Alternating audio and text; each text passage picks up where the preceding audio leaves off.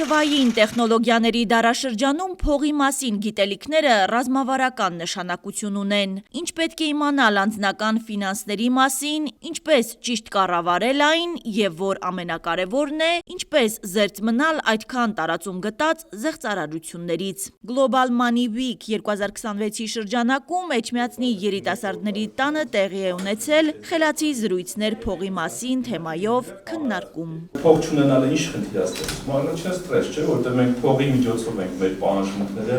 փորձում իրականացնել։ Կենտրոնական բանկի խորհրդի անդամներն, անձնական ֆինանսների գծով փորձագետները հանդիպումներ են ունեցել հանրապետության 6 քաղաքի երիտասարդական կենտրոններում։ Էջմիածնի երիտասարդներին է այցելել Կենտրոնական բանկի խորհրդի անդամ Արտակ Մանուկյանը։ Ավանդը ամենադասական պասիվային գործառույթն է, այսինքն Կենտրոնական բանկի ներկայացուցչի խոսքով բյուջեի պլանավորման, եկամուտների ու ծախսերի կառավարման, ինչպես նաև խնայողությունների առումով մեր երիտասարդների գիտելիքները դեռևս մերօրյա մարտահրավերների տեսանկյունից բավարար չեն։ Արհեստական բանականություն եւ անձնական ֆինանսների կառավարման մասով մենք բավականաչափ անելիքներ ունենք, որպեսզի իրենք կարողանան ել ավելի իրենց արդյունավետությունը բարձրացնել։ Փորձում ենք ոչ թե իրենց ասել, որ ինչպես այդ փողի կառավարման մասը իրականացնել, այլ այնպես անել, որ դու խելացիորեն տնօրինես քո եկամուտները եւ կարողանաս ավելորդ ծախսերից խուսափել, այսինքն բոլոր ռիսկերը, որոնք որ կյանքի որոշակի փուլերում կարող են քեզ ի հայտ գալ, դու ունենաս ֆինանսական բարձիկներ, ինչպես կարողանաս կառավարես քո փողը, որ հնարավորինս անցնցում անես։ Արտակ Մանուկյանը փողը ճիշտ կառավարելու գլխավոր կանոններից մեկն է առանձնացնում։ Ամենագլխավոր կանոնը այն է, որ հնարավորինս քիչ ազատ դրամական միջոցներ պետք է ունենաս, որ փողը քեզ հավելյալ այսպես եկամտաբերություն չապահովի։ Օրինակ, որպեսզի ավելի կոնկրետ ասեմ, օրինակ նույն մեր անհատ ձեռնարկատերերը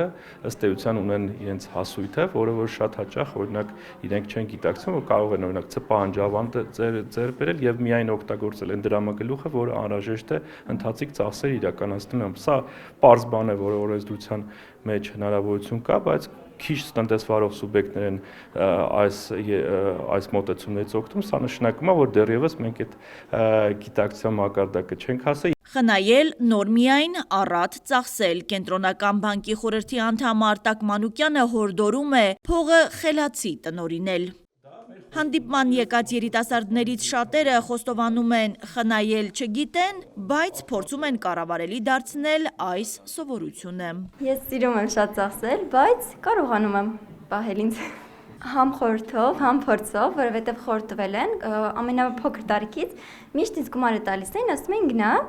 օրինակ խանութ էսի առ։ Եթե գումարում նա արդեն կհասկանաս ոնց կկառավարես։ Փոքր տարիքից միշտ հետաքրքրել է այդ թեման։ Եթե մենք ուզում ենք ինչ-որ ներդնում անենք, մենք պետք է իմանանք որտեղ ենք ներդնում եւ արդյոք դա իմաստ կունենա, թե ոչ։ 17-ամյա Էլեն Հարությունյանն էլ ապագա մասնագիտության կողմնորոշման համար է այստեղ։ Ապագա մասնագիտությունից կապված է լինելու հենց ֆինանսների հետ եւ այդ պատճառով այս հանդիպումը շատ եմ կարեւորում եւ իմ մասնակցությունը նույնպես, որպեսզի մի շարք հարցերի պատասխաններ ստանամ, որոնք կօգնեն հենց իմ ճիշտ կողմնորոշվելու հարցում։ Երիտասարդներին անդադ հնարավորություններ ենք նրանց համար առաջարկում, որպեսզի իրենք այս տեսակ հանդիպումներին մասնակցելով իրենց փափուկ հմտությունները զարգացնեն, ունենան այսպես տեղեկատվություն, իրազեկվեն այն թեմաների շուրջ, որը իրենց կյանքում այսպես կարևոր կլինի, այսինքն ոչ ֆորմալ կրթության տրամաբանության մեջ կլինի, եւ այսօրվա մեր հանդիպումն էլ էլի դարձյալ այդ նույն տրամաբանության մեջ է։ Ֆինանսական խարդախությունը քննարկման առաջնային հարցերից է։ Երիտասարդները լավատեղյակ են բանկային քարտի ու բջջային հավելվածի տվյալները, գաղտնաբառերը ոչ մեկին չպետք է տրամադրել։ Այնուամենայնիվ, ականատես լինելով բազմաթիվ միջադեպերի, մեր երկրում ֆինանսական գրագիտությունն ավելացնելու կարիքը միշտ էլ նկատվում է։ Հասմիկ Ֆարադյան, Բեն Անտոնյան, Արմալուր։